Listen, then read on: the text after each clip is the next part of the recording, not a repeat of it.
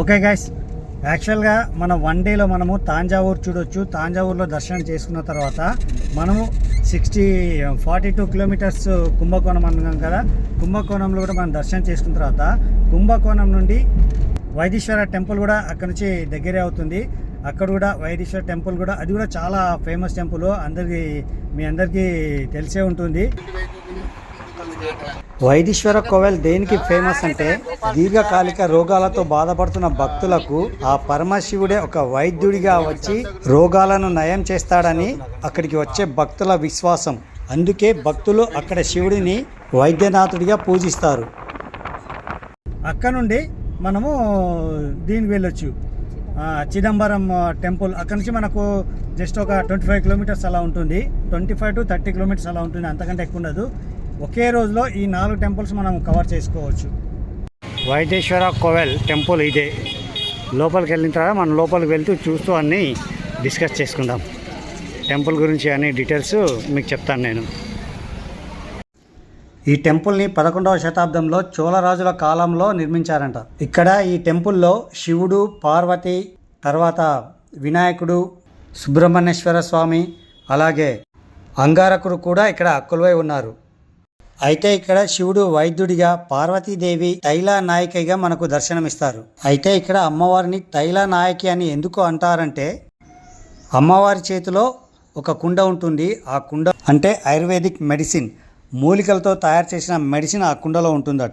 ఎందుకు అంటే పూర్వకాలంలో దేవతలకు అలాగే రాక్షసులకు యుద్ధం జరిగినప్పుడు దేవతలు కొంతమంది గాయపడ్డప్పుడు ఆ దేవతలందరూ ఇక్కడికి వస్తే ఇక్కడ అమ్మవారు ఆ తైలంతో వైద్యం చేసి ఆ గాయాలన్నిటినీ మాన్పిస్తుందట. అందుకని అమ్మవారి చేతిలో ఆ కుండ ఉంటుంది.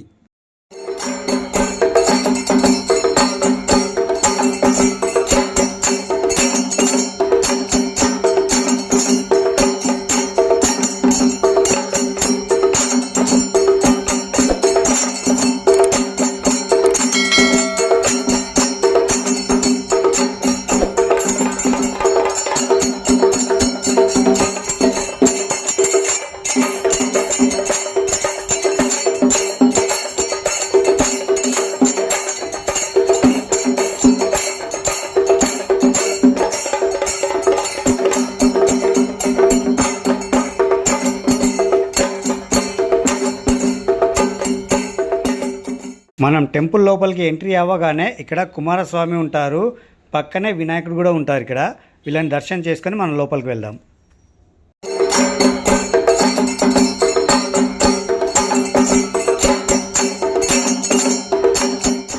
ఇక్కడ నుండి మనం కొంచెం ముందుకు రాగానే అంగారక గ్రహం, అంగారకుడి గుడి ఇక్కడ ఉంటుంది. ఇక్కడ స్వామివారిని దర్శనం చేసుకొని మనం మెయిన్ టెంపుల్కి వెళ్ళాలి. ఈ అంగారక గుడి అనేది ఈ కుంభకోణం చుట్టూ ఉన్న నవగ్రహాలలో ఒకటి.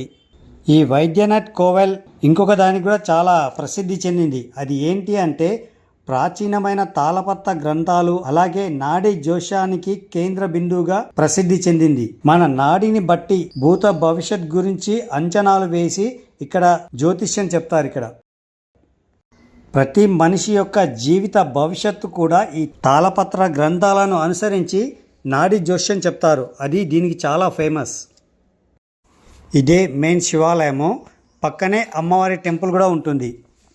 త్రేతాయుగంలో శ్రీరామచంద్రుడు అలాగే లక్ష్మణుడు ఇద్దరు కలిసి జటాయువుకు అంత్యక్రియలు చేసిన ప్లేస్ కూడా ఇక్కడేనట. జటాయువు అంటే మనందరికీ తెలిసిందే కదా, పక్షి. రావణాసురుడు సీతమ్మ తల్లిని అపహరించుకొని వెళ్తూ ఉంటాడు కదా, అప్పుడు జటాయువు అడ్డుపడుతుంది. ఆ అడ్డుపడిన పక్షి యొక్క రెక్కలను రావణాసురుడు విరగొడతాడు. ఈ కథ మన అందరికీ తెలిసిందే కదా. ఆ జటాయువునే ఇక్కడ అంత్యక్రియలు చేసిన ప్లేస్ కూడా ఇక్కడే ఉందట.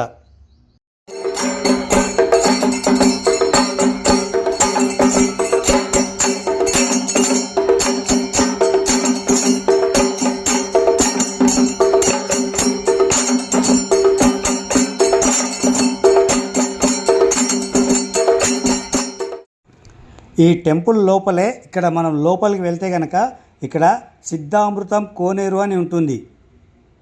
ఈ కోనేరు కూడా చాలా చాలా ప్రసిద్ధి చెందింది. ఇది చాలా అద్భుతంగా ఉంటుంది. కన్స్ట్రక్షన్ కూడా చాలా పెద్దది కూడా ఇది. దీనికి కూడా ఒక స్టోరీ ఉంది, అదేంటో మనం ఇప్పుడు తెలుసుకుందాం. పూర్వం అంగారకుడు శాపగ్రస్తుడై కుష్టి వ్యాధితో బాధపడుతూ ఉంటాడట. ఆ కుష్టి వ్యాధి ఎప్పటికీ నయం కాకపోతే అంగారకుడు ఈ ప్రదేశానికి వచ్చి ఆ పరమశివుడి కోసం ఘోరమైన తపస్సు చేస్తాడు. ఆ తపస్సుకు ఆ పరమశివుడు మెచ్చి ప్రత్యక్షమై నీకు ఏం వరం కావాలి కోరుకో అని. అప్పుడు అంగారకుడు, స్వామి నాకు ఉన్న ఈ కుష్టి వ్యాధిని నయం చేయమని ఈ కోనేరులో స్నానం చేసి స్వామివారికి వరం కోరుకుంటాడు. అప్పుడు ఆ పరమశివుడు తనే ఒక వైద్యుడిగా అవతరించి అంగారకుడి కుష్టి వ్యాధిని నయం చేస్తాడు. అందుకనే అప్పటి నుండి ఇప్పటి వరకు దీర్ఘకాలిక రోగాలతో బాధపడేవారు ఇక్కడికి వచ్చి బెల్లం, ఉప్పు, మిరియాలు కలిపి ఇక్కడ స్నానం చేస్తారట. అప్పుడు స్నానం చేస్తే వాళ్ళకు ఉన్న రోగాలు నయమవుతావని చెప్పేసి భక్తుల ప్రగాఢమైన నమ్మకం.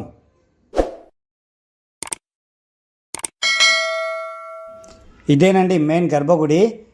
కాకపోతే లోపల కెమెరా, ఫోన్లు అన్నీ అలో లేదు. ఓకే గైస్, మనం ఇప్పుడు ఈ టెంపుల్ గురించి, స్వామివారి గురించి ఎంత పవర్ఫుల్ అనేది మనం తెలుసుకున్నాం కదా.